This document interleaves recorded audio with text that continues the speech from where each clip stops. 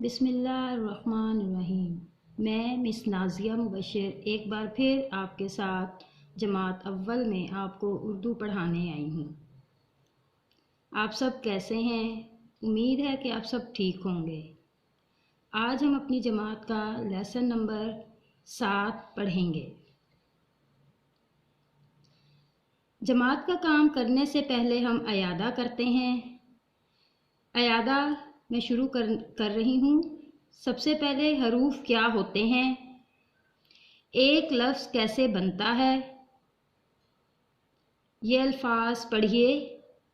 جیم الف جا لام ساکن جال، میم الف ما نون نو مانو، تے الف تا لام چھوٹی لی تالی، بیوا بو لام والو بولو۔ یہ دیکھیے، جال، مانو، تالی، بولو۔ آج ہم جماعت میں جو کام کریں گے وہ ہیں جوڑ کے توڑ۔ جوڑ کیا ہوتا ہے؟ جوڑ لفظ جوڑنا سے نکلا ہے، یعنی ملانا۔ حروف کو حروف سے ملا کر ایک نیا لفظ بنتا ہے۔ اور توڑ کا مطلب ہے توڑنا، یعنی الگ کرنا، ایک لفظ کو حروف کی شکل میں الگ کرنا۔ لفظ کو حروف کی شکل میں لکھنا توڑ کرنا کہلاتا ہے۔ تو آئیے اب ہم کچھ الفاظ کے توڑ کرتے ہیں۔ لفظ ہے شاخ، ڈال، نانی، رونا، سوج۔ شاخ، ڈال، نانی، رونا، سوج۔ یہ دیکھیے، شین الف شاہ خے ساکن، شاخ۔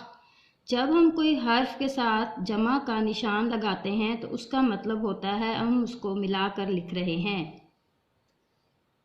ڈال الف ڈا لام ساکن ڈال، نون الف نا نون چھوٹی نی نانی، را او رو نون الف نا رونا، سا او سو چے ساکن سوچ۔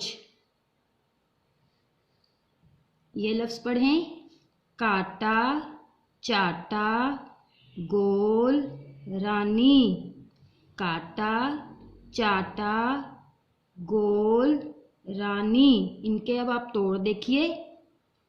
دیکھا، کاف الف کا ٹے الف ٹا کاٹا، چے الف چا ٹے الف ٹا چاٹا، گا او گو لام ساکن گول، رے الف را نون چھوٹی نی رانی۔ کاٹا، چاٹا، گول، رانی۔ آج میں جو گھر کا کام دے رہی ہوں، آپ نے جو الفاظ میں دے رہی ہوں ان کے آپ نے توڑ کرنے ہیں۔ بولو، جوڑو، ہاکی، کالی، سادی۔ بولو، جوڑو، ہاکی، کالی، سادی۔ تو بچوں، آپ کو یقیناً آج کا کام بہت اچھا لگا ہوگا اور آپ اس سے کرنے کے قابل بھی ہوں گے۔ تو اب آپ گھر میں ان الفاظ کے اچھی لکھائی میں توڑ کیجیے گا۔ اس کے ساتھ اجازت چاہتی ہوں۔ اللہ حافظ۔